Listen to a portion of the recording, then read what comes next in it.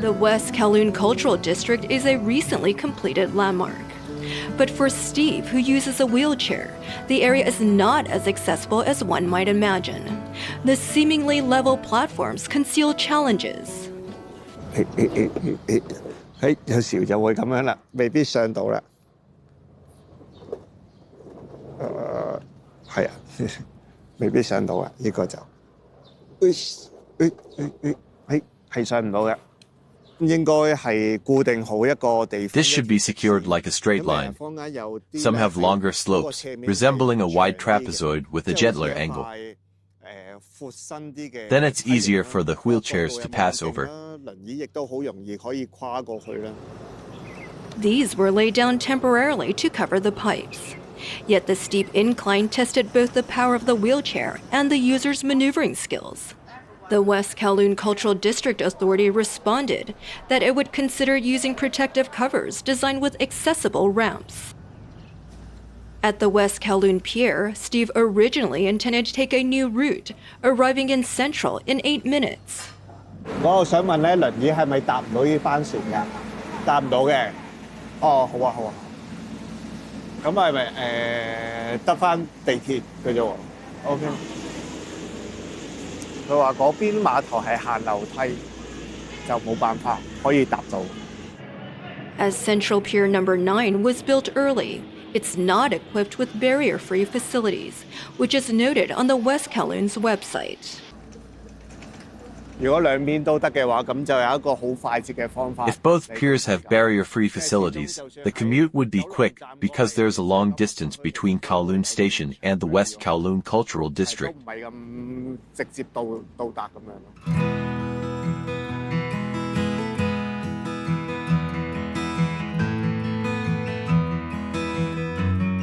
Steve had to go back to Kowloon Station to take the MTR, then transfer at Hong Kong Station to get to Sheung Wan Station. 唔該，我想要板上車去香港站，再係啊，去到而家你等去到邊度？目的地去上環。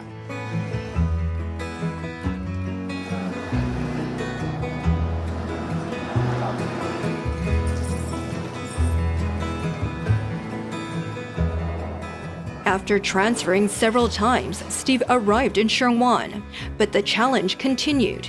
He initially intended to reach the Shun Tac Center via a footbridge, but found it had only stairs.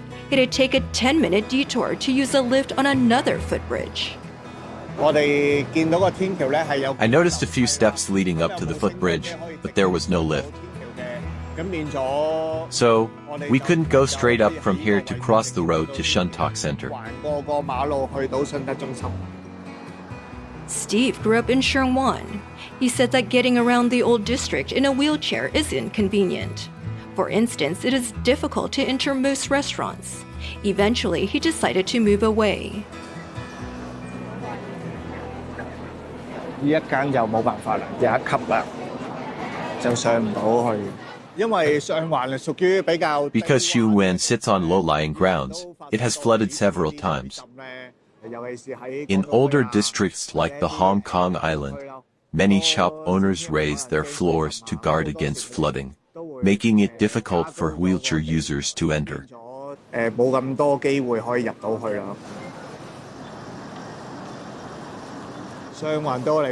Sheung Wan has the human touch for me, I moved away because it isn't wheelchair-friendly. There are many slopes, the streets lack connectivity, and many shops are inaccessible to wheelchairs. In the summer of 2005, an accident changed Steve's life. While visiting relatives, I went swimming and fell from the poolside into the water. This shattered my vertebrae and compressed the nerves. After that, my hands and legs couldn't move flexibly. Undergoing the profound life change, Steve had a deeper understanding of the mobility challenges faced by the disabled. He now serves as the External Affairs Vice Chairperson of an NGO, dedicated to assisting the individuals with disabilities. 每一日出行 The challenges I encounter in my daily commute have led me to reflect on the room for improvement in existing policies. So I set out to address them, and I made it.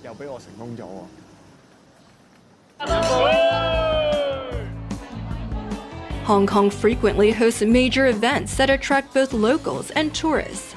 Despite sitting in the wheelchair, Steve actively participates in these events, such as the Wine and Dine Festival. He'll keep an eye out for any shortcomings in the venue's accessibility facilities. He hopes that society will listen more to the voices of users, making the activities enjoyable for everyone. The men's and women's restrooms are attractive container units, yet the accessible restroom is a temporary plastic cabin with no lighting inside. Because their needs are overlooked, some disabled people are reluctant to participate in these events. 好，慢慢揸拳頭，跟住放一半，好，停低，全部放晒。 As technology continues to innovate, the aim is to compensate for various physical impairments. The Hong Kong Polytechnic University is developing a bionic hand that integrates wireless ultrasound imaging technology with artificial intelligence algorithms. On this day, the research team collected data from Andreas, who was born without a left palm and fingers. Since these children were born without hands, the way their brains control their hand muscles varies. We conduct tests on them to assess the condition of their muscles, their contraction patterns, and how each individual muscle is controlled. Using 2D and 3D ultrasound imaging, we can visualize the orientation, size, and activity of each muscle. This allows us to gather the necessary information to create suitable prosthetics for them in the future. Most prosthetics can only open and close the hand. Professor Zhang hopes that this bionic hand will be better suited for use in daily life. With more precise control over their prosthetics, they would be able to do more daily activities. Tasks such as holding a cup or writing are currently difficult for them, or can only be accomplished by attaching mechanical devices to their hands, methods that do not replicate the actual movement of fingers. Playing the piano was difficult for me, so I only learned a little. I hope a bionic hand will make it easier for me to play and help me play better. Doctors believe that such technology can help children grow up with greater self-confidence. Most prosthetics used to be designed to conceal a disability and had no function. If the children want to do fine works, and the prosthetic can assist them, this will lead to significant improvements in both their psychological well-being and their capabilities.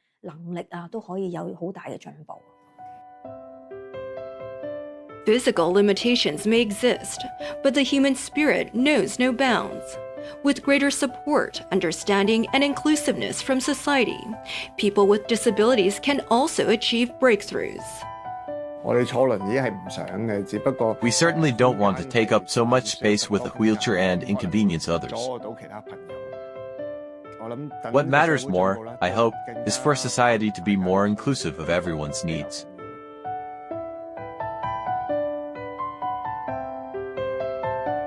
They do not need special treatment. All they require is kind encouragement and support from others.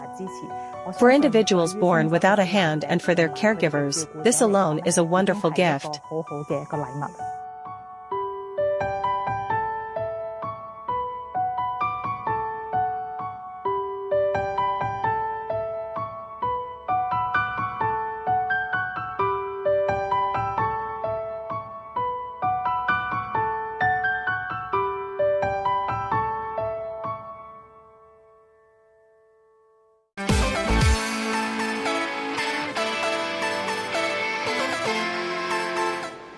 The indoor smoking ban has been in Hong Kong for nearly 20 years.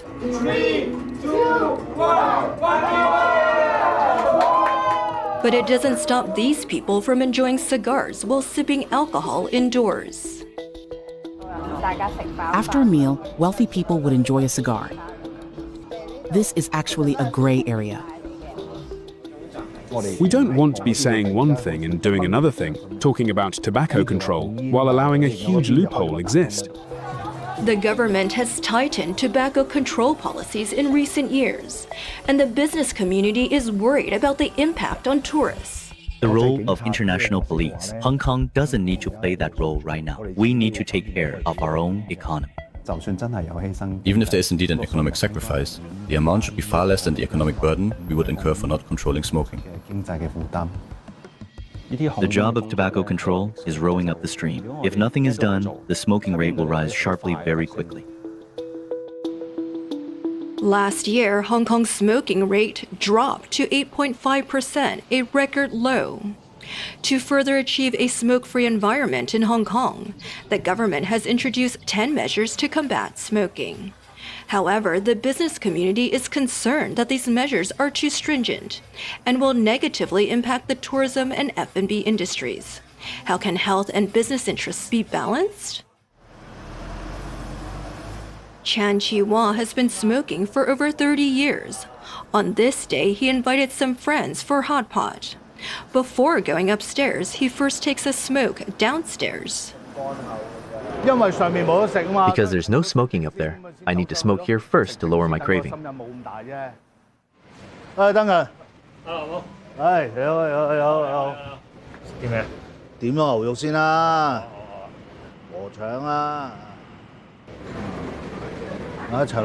One hot pot meal can last 2 hours. Just after a few bites, the craving for cigarettes returns quickly. I'm going down for a smoke. In 2007, the government expanded no smoking zones to cover all indoor areas of restaurants and workplaces, as well as outdoor areas such as public playgrounds. The no smoking zones have been expanded over the years.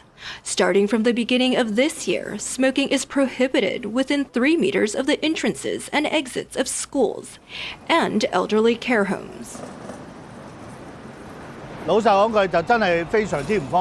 Honestly, it's incredibly inconvenient. A long time ago, there weren't these problems. You could even smoke indoors. But then the law started prohibiting smoking, so I went outside. It kept tightening, with restrictions on smoking in different places, until I'm cornered. In April this year, the authorities also completely banned the possession of alternative smoking products, such as e-cigarettes and heated tobacco products in public places. Chan Chi-wah said that he had been to the tasting rooms of cigar stores and saw many people smoking cigars and chatting inside.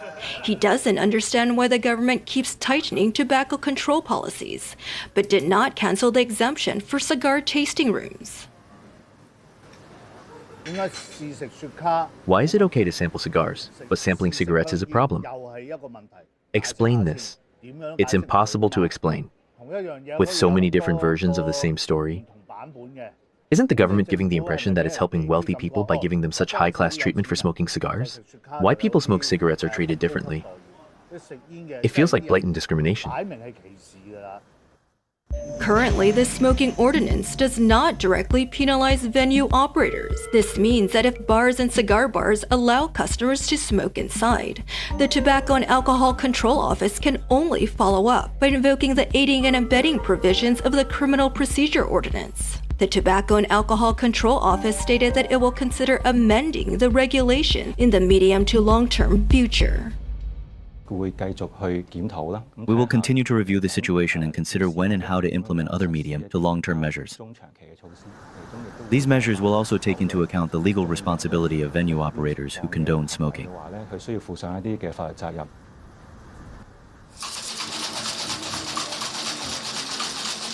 This bar in Long Kwai Fong is having a happy hour promotion on this day.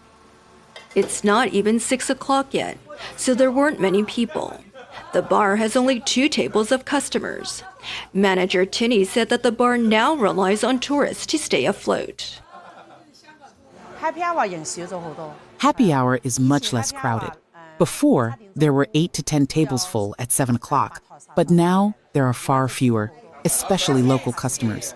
It's now 90% tourists, mainland Chinese, Koreans, Taiwanese, and Malaysians. They all enjoy trying shisha. To attract customers, many bars have started offering shisha in recent years. Tinney said that although shisha only accounts for about 10% to 20% of business, it plays an important role. If a guest is smoking shisha, they might drink 2 or 3 glasses and stay for 2 hours. But if they're not smoking shisha, they might only have 1 and leave. Without the shaisha feature, I don't think people would be as inclined to come here.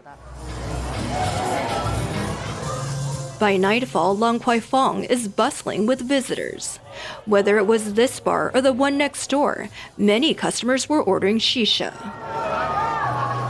However, the Health Bureau has decided to ban non-menthol-flavored tobacco products in the second quarter of next year, including flavored shisha. Tinney's partner, Frankie, said the industry hopes the government will reconsider. Those in the bar and F&B industries all hope the government will loosen restrictions. But I think that's unlikely. Because from the government raising taxes, banning smoking tobacco or shisha, everyone knows the government is determination to crack down on smoking. The only option is to accept it. Jasmine, a Dubai-based cigar KOL, frequently travels to different countries to appreciate cigars. Last April, he visited Hong Kong and spent 3 days at 6 cigar bars. He said that cigars and high-end tourism have always been closely related. The premium cigars are a part of the premium lifestyle. And cigars are enjoyed carrying great food, great beverages from around the globe. It's not just a hobby or simply smoke. Cigar is an important part of the international tourism today. According to the World Health Organization, more than 8 million people die each year, globally from tobacco-related diseases. Approximately 1.2 million are non-smokers exposed to secondhand smoke. While tobacco control has become an international trend in recent years, Jasmine believes that smoking is ultimately a personal choice and does not support a complete ban. I always can enjoy my cigar in my hotel room or probably an apartment, which is my right to smoke. In many countries, these restrictions are there. And I would say that don't copy those countries. You should copy other countries, which is connected with economic, lifestyle, friendship, business. Singapore implemented a comprehensive indoor smoking ban in 2006, which was later gradually extended to all outdoor public spaces. It is considered one of the world's strictest smoking control cities. However, the number of tourists to Singapore has increased rather than decreased, from about 8 million before the ban to nearly 19 million before the COVID pandemic. Some Hong Kong scholars believe that this example reflects that strict smoking control does not necessarily affect tourism. Since most citizens and tourists are non-smokers, a good tobacco control policy can actually attract more non-smoking tourists. Smokers, in fact, sometimes take the opportunity to quit smoking in places with strict tobacco control measures.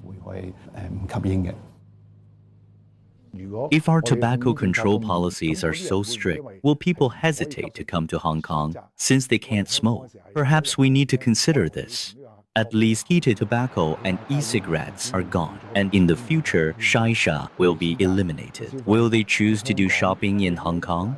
For the industry, I believe this will have a certain impact. In recent years, Peter Xu has repeatedly represented the industry in opposing the government's tobacco control policies. He agrees with the general direction of reducing the smoking rate, but says the severity of the measures is worth further discussion in society. Of course, we wish all citizens around the world good health. However, I think Hong Kong needs to do its own part, and we must respect the right of smokers over the age of 18. As for the role of international police, it's not for Hong Kong to play right now. We also need to manage our own economy well. However, a study by the University of Hong Kong estimates that smoking and secondhand smoke caused the deaths of nearly 14,000 Hong Kong residents in 2021, accounting for 27% of all deaths that year, resulting in economic losses of approximately 9.9 billion Hong Kong dollars. This is a very large number. That's including the burden of hospitalizations and routine medical expenses. Even if we must sacrifice our economy, the figure would be far lower than the economic burden we incur for not controlling smoking. Hong Kong does not rely on tobacco taxes or the tobacco business to sustain our economy, so public health should be the top priority. According to figures from the Department of Health, the smoking rate has continued to decline from 23.3% in the early 1980s to 8.5% last year, a record low. The authorities stated that in the long term, they hope to further reduce the smoking rate to 5% or below. Tobacco control is like going up against the current. If we don't continuously implement new and effective tobacco control measures, the results can quickly be reversed. Smokers are the people we serve. We don't punish them by doing things or fining them for smoking. All laws are constantly being tightened, but the goal is singular: to move towards a completely smoke-free environment. The authorities now offer many free services to support smokers who wish to quit. Please call the Smoking Cessation Hotline of the Tobacco and Alcohol Control Office to learn more.